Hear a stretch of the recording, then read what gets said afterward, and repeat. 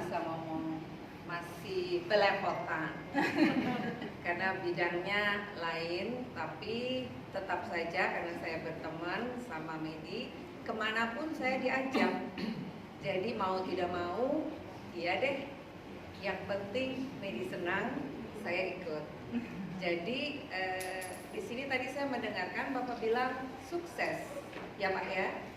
Jadi kalau orang yang sukses sudah menjalani, misalnya mendapatkan mobil, mendapatkan motor, dan itu adalah hasil kerja tidak sembarangan dan benar-benar.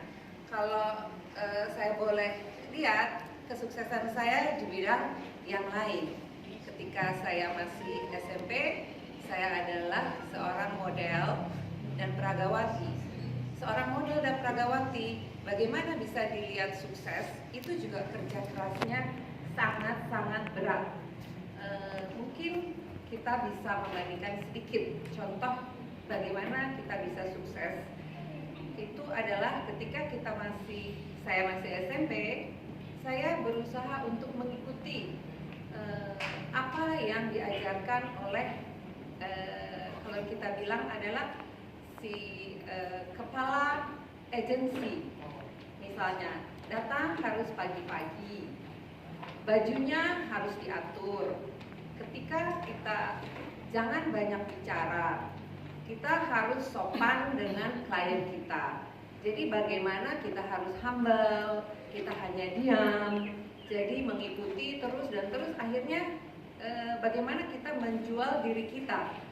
Jadi akhirnya setiap hari itu kira-kira jam 5 subuh itu kita harus bangun dan kita berlatih. Orang lagi tidur dipikir seorang model itu hanya bergaya begini.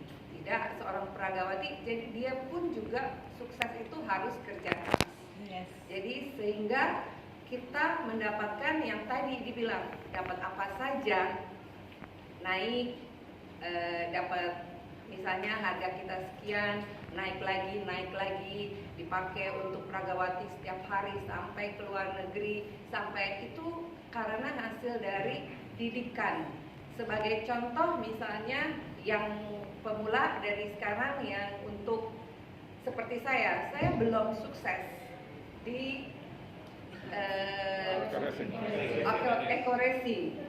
Tapi ketika saya mengikuti Medi memberitahukan gimana sih sukses itu. Ya sudah, Mbak Sandy begini, nanti Mbak Sandy cari gini. Ya saya cuma ngikutin aja dia. Saya belum dapat mobil, tapi sebelah kiri saya sudah berapa, Medi? 1000 lebih. Wow. Sebelah kanan saya masih sedikit. Jadi yang saya punya adalah panjang sabar. Jadi saya praktekkan seperti panjang sabar kan, sabar terus kan, gitu. Misalnya saya datang ke teman saya, takut mobil saya rusak, aduh, kenapa lebih susah ya? Harus cari orang biasa ya sudah deh gini. Tapi ketika kita cari artis, nggak usah jauh-jauh, keponakan saya Ricky Harun, ada yang tahu kan? Mobilnya ada kan? Tantenya datang, enggak gitu. Belum, aduh gimana caranya ini? Jadi mungkin bukan melalui saya, mungkin harus Medi lagi. Medi belum ketemu, jadi masih berpikir. Berarti kan sabar, panjang sabar saya.